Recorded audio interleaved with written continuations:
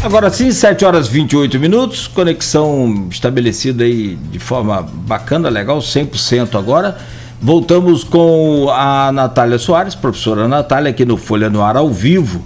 Hoje conosco o Aloysio Abreu Barbosa, o programa que tem o oferecimento de Proteus, Serviços de Saúde e Medicina Ocupacional, Unimed Campos, Laboratórios Plínio Bacelar e o apoio de Unicred Norte Lagos.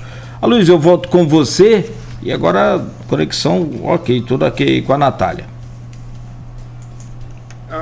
Tranquilo. Natália, vamos, a gente falou no Nacional, que a gente vai abordar no último bloco, vamos partir para o, como diria Capi, para o nosso canavial. Saudoso Capi. A gente está com uma crise aberta aí na Câmara de Campos, né? Ela, na verdade essa crise começa lá no dia 25 de maio do ano passado, na aprovação do Código Tributário. Ele é um racha na base governista, que era ampla. Isso vem tombando de lá para cá, né? E se acirrou, explodiu de vez. Presidente Fábio Ribeiro, né, eleito no primeiro biênio, tinha até dezembro para marcar a eleição da mesa diretora, marcou para o dia 15 de fevereiro, teve conselho de Garotinho, que é o líder do grupo dele, né, o ex-governador Antônio Garotinho, a se colocar para votar com 15, quer dizer, são 25, você com 15 a maioria folgada, a maioria simples, né, botou com 13, houve ali uma defecção, né, e perderam a eleição, e por conta de um suposto problema no voto de Nildo Cardoso, a eleição foi anulada, houve ameaça de suspender mandato dos 13 vereadores, que é uma coisa impensável, né, da oposição. Enfim, também tentativas da oposição também de liminares que não foram exitosas. Foi judicializada a disputa. Quer dizer, como é que se vê isso, Natália? Tá uma situação tão complexa, né? Assim, porque os trabalhos legislativos, eles estão também atravancados. Melhorou, gente? Vocês estão me ouvindo direitinho sem botar? Beleza. Melhorou. Qualquer coisa, só sinalizar. Então, assim, a rotina legislativa paralisada em várias sessões. E o que a gente percebe, ou tenta perceber, assim, é o que está por trás disso. Que é, na verdade, uma disputa de poder. A Folha também já veio aí sinalizando, né, em algumas matérias, uma disputa de poder entre dois grupos. Parece um feudo. Eu falo assim, gente, olha só que preguiça, né? Dá até uma... Por que isso? Porque essa história tende a se repetir infinitamente e dois grupos tentarem pleitear e fatiar a cidade. O que está por trás disso também, a gente vai ver assim, na exoneração dos cargos, quem é nomeado, quem não é nomeado. Então, a gente vê que a cidade, ou seja, a coisa pública, os equipamentos de saúde, os equipamentos da infância, da juventude, da assistência social, estão sendo fatiados por conta de interesses políticos e de promoção pessoal, que é absurdo, né? O que está por trás dessa crise também, que hoje aparece como crise da Câmara, na verdade, uma fatiação da coisa pública para cumprir interesses pessoais, visando eleição tanto de 2024 quanto agora de 2022, né, do Grupo Bacelar, do Grupo dos Garotinhos. E é horrível. Assim, é uma situação de como que a gente pode deixar que a nossa cidade fique entregue a esses grupos corriqueiros, né, grupos históricos que disputam como se fosse, de fato, um feudo ou sua casa, o quintal da sua casa. A Câmara, a Assembleia Legislativa é o quintal da casa. Então, o que está por trás disso é o que, na verdade, nos indigna mais, né? São os trabalhos paralisados, mas com quais intenções? Quais são as intenções aí, né, colocado? E a gente tem o Fábio que coloca em votação, mesmo podendo fazer lá no final do ano, porque ele acredita que tem uma base, ou seja, que vai ganhar, né, a votação. No final das contas, perde e agora judicializa a questão das eleições, tentando impugnar o próprio processo que ele disse que havia perdido. Então, assim, o Grupo Garotinho também não se dá por satisfeito e tenta agir com todas as armas que tem, judicializando o processo. Mas o que é mais pesado para a gente é como a coisa pública, na verdade que a gente deveria defender essa res pública, né? A coisa pública se transforma no quintal da casa ou ao bel interesse e prazer daqueles que ocupam o cargo público. Então, novamente, é de uma política extremamente patrimonialista, que considera a coisa pública como sua coisa própria. E isso é muito triste e é muito sintomático de uma cidade que fica refém e que fica na mão desses grupos e que não consegue escapar, né? Por isso que a gente até se coloca, na verdade, para refletir a política, para pensar que a política pode sim ser algo diferente. Muita gente que está desiludido aí, né, com a política e diz: odeio, né, política, nós não gostamos de política. É porque não consegue compreender que a política pode estar voltada para o bem comum. O que é, por exemplo, quando o Maicon Cruz, que era antes da base governista, desde lá, você colocou muito bem, de maio do ano passado, acho que a gente até foi chamado também para poder emitir nosso parecer, né, sobre o que estava acontecendo em relação ao Código Tributário, aquele pacote que o Vladimir tenta aprovar na Câmara, naquele momento, e aí tem um racha, e isso vai se dar agora com a comemoração, quando o Maicon Cruz, que estava contado, né, para votar no Fábio, vota no Marquinhos Bacelar, todo mundo que está ali na Câmara comemora, e aí isso é derrocada também, né? Ou seja, como você começa um governo com uma base forte de 20 e poucos vereadores, e hoje você não consegue caminhar nem com uma minoria, com uma maioria simples, né? Então, uma situação aí de ingovernabilidade, a prefeitura, em contrapartida, não consegue enviar seus projetos também para serem aprovados, e isso está... E olha a questão, né? Isso está impedindo o funcionamento da Casa Legislativa. Isso está impedindo, por exemplo, o salário dos professores que poderiam ser reajustados antes só foram reajustados agora. Então, quem está ali não está pensando na população. Definitivamente é isso que está acontecendo. Quem está ali, o interesse não é o bem comum, porque a política ela tem que estar voltada para isso, para o bem comum. E quando você percebe que o que está acontecendo é espúrio, né, é pequeno do ponto de vista da grande política que deveria pensar o bem comum, isso causa muita revolta. Isso causa revolta porque você percebe que, na verdade, é patrimonialista, é clientelista, os equipamentos fatiados pelos vereadores. Então, quando você percebe assim, uma enxurrada de gente que vai ser demitida quando uma decisão não foi acatada ou quando um grupo se colocou diferente, que autonomia é essa para representar os interesses do povo que essas pessoas têm? Não tem. Está cada um ali pensando em si, no cargo político que quer alcançar, no poder que quer alcançar. É poder, né? É como Maquiavel, é o que fazer para me manter no poder. Então, eu vou fazer para me manter no poder. E é isso que a gente vê se reproduzindo em Campos também, assim como em outros lugares, mas em Campos também. E aí, com toda a nossa formação de uma cidade conservadora, de uma cidade coronelista, e isso vai se reproduzindo indefinidamente como um feudo, disputas de grupos que permanecem aí, né? Há muita discussão, e é complicado, porque qualquer disputa polarizada, falamos da nacional anteriormente, os ânimos tendem a ficar muito acirrados, né? E hoje a política é muito feita da eliminação do contraditório, quando deveria ser o contrário, né? Você tem que ter opinião, tem que ter divergência, né? A atividade parlamentar vem de falar, né? Vem de trocar ideias, que nem sempre são as mesmas, né? Como é que você encara, como política, que disputou mandato, foi muito bem votado em 2020, vamos falar disso no bloco posterior, essa coisa de se você faz uma crítica a um dos lados envolvidos, assim, teve esse erro aqui, esse erro pontual aqui.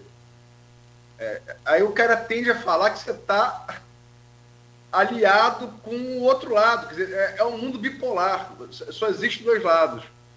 Você vê algum lado algum desses lados, Garotinho e Bacelar, sem erro nessa disputa? Impossível, né? Impossível, justamente pelos motivos que eu elenquei. Ambos os grupos, eles são patrimonialistas. Ambos os grupos, né, eles utilizam, na verdade, do que deveria ser público para promoção pessoal. Eles utilizam, na verdade, da própria população. Quando a população está sofrendo, né, com as mazelas do que deveria estar acontecendo na Câmara, do que deveria estar sendo decidido, do que deveria estar sendo encaminhado, e isso não tem celeridade, isso não anda, é porque não existe pensamento coletivo de estou pensando na população. O tempo inteiro é sobre seus próprios interesses. Então, assim, os equívocos dos dois grupos também que lideram e que disputam como feudos são gigantescos.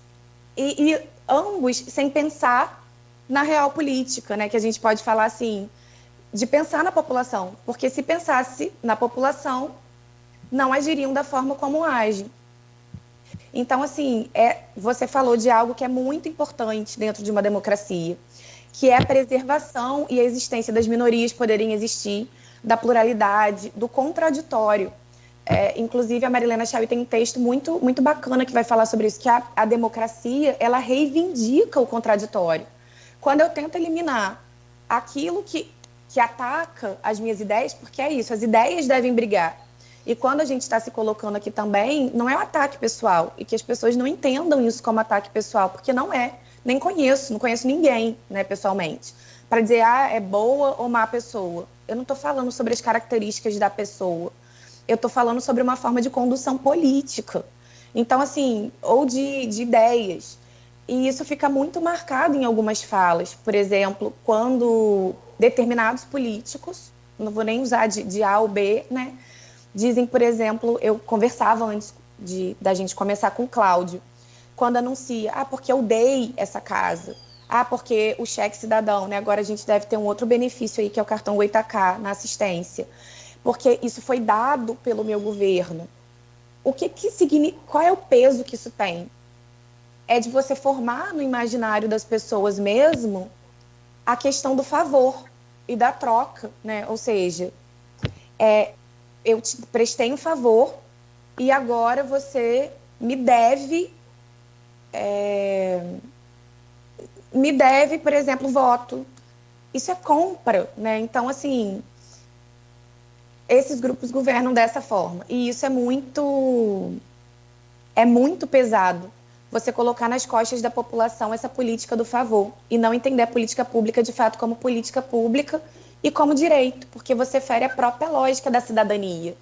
Você não tem direito simplesmente pelo fato de você ser humano e ser cidadão.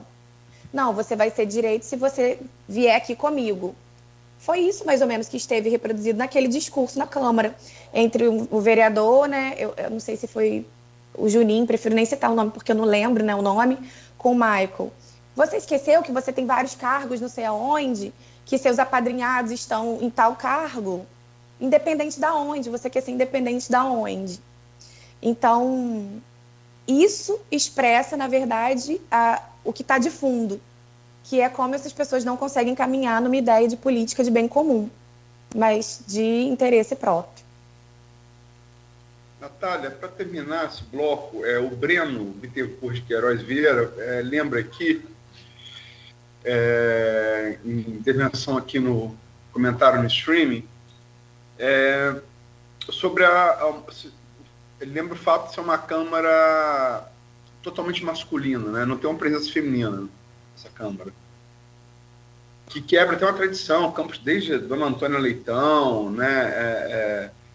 Várias parlamentares, Odisseia, Ivete Marins, né? Dona Penha, enfim, presenças de várias parlamentares femininas. É uma Câmara exclusivamente masculina. Você acha que isso, independente da questão de gênero, isso contribui para esse quadro de uma polarização assim tão acirrada quando está essa Câmara? Por quê? É claro que a gente não pode dizer assim também, né? A representação pela representação. Por exemplo, quero mulheres porque mulheres serão ótimas parlamentares, porque mulheres serão ótimas vereadoras, simplesmente pelo fato de ser mulher. Não é isso, né? Mas é óbvio que a representação importa. A gente tem uma sociedade extremamente diversificada, só que essa diversificação ela não se apresenta, né, ali. Mas como eu estou falando, eu não quero só que seja mulher, eu quero que seja mulher e que defenda as pautas que eu acredito também.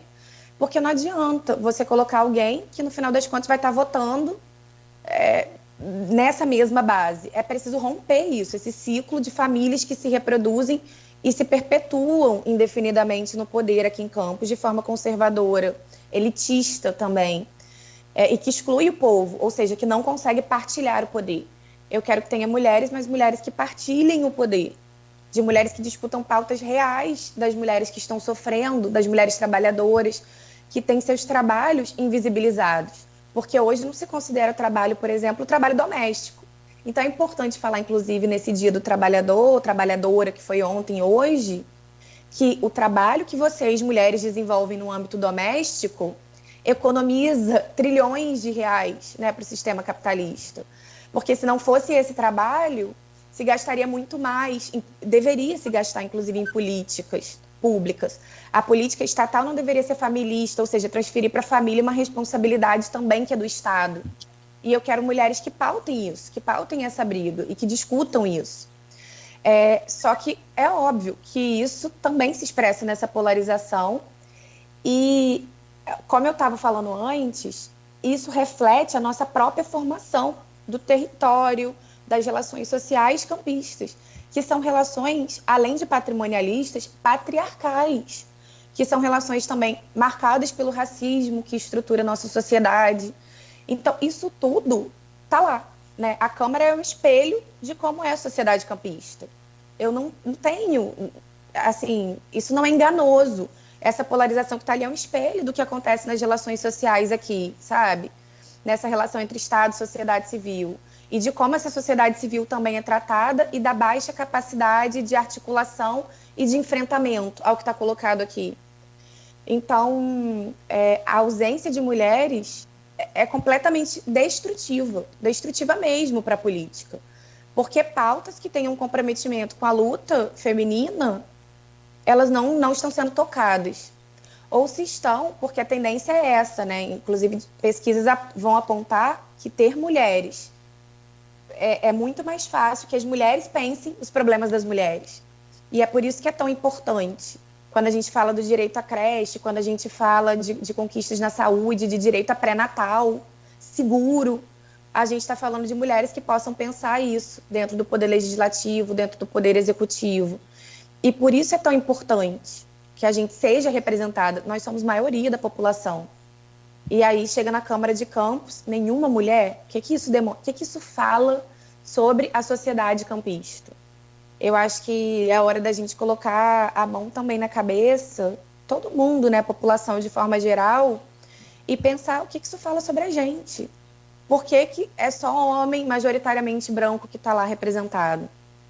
Isso diz muito sobre a nossa formação e sobre quem nós somos, ou sobre os valores que a gente defende. Falar sobre valor, eu gostaria também de falar um pouco sobre valor. Porque quando acontece isso nas polarizações e nas demissões, nas exonerações, ou então na contratação e nomeação de pessoas, tem um pouco disso também. Que as pessoas costumam, e isso tem muito a ver com a polarização, acreditar irrestritamente em pessoas e não em projetos.